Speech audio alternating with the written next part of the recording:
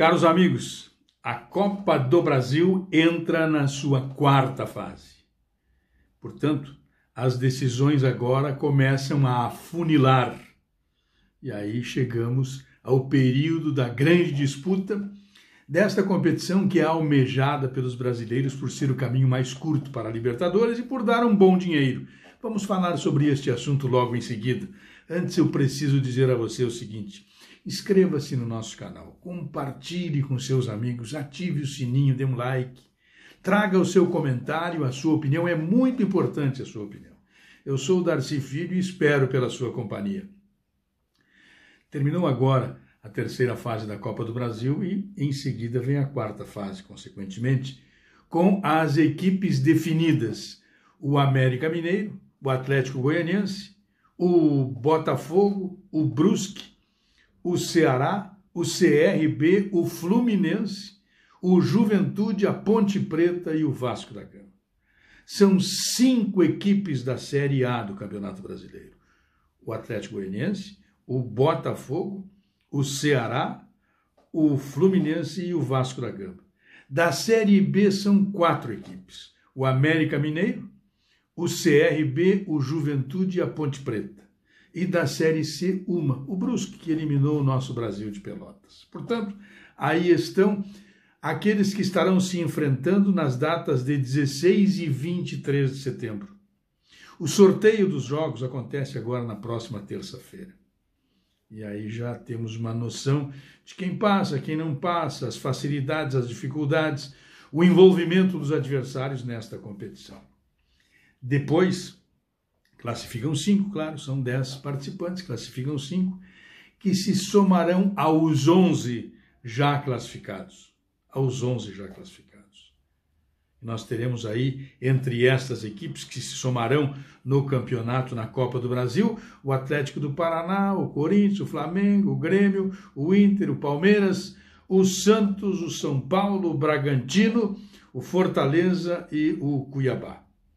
Temos aí 3 representantes da Série B do Campeonato Brasileiro: o Bragantino, Fortaleza e o Cuiabá. 2, perdão, Fortaleza é da Série A do Campeonato Brasileiro.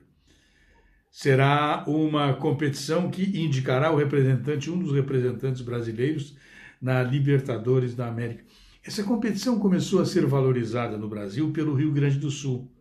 Quando o Grêmio ganhou pela primeira vez a Copa do Brasil, e aí despertou, na rivalidade com o Internacional, o desejo também de ganhar a competição e se estabeleceu aí a primeira demonstração de interesse pela Copa do Brasil.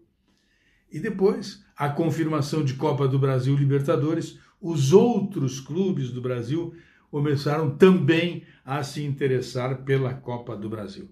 E com o passar do tempo, pela rivalidade aumentando, pelo desejo dos clubes aumentando, a CBF aumentou a premiação da competição.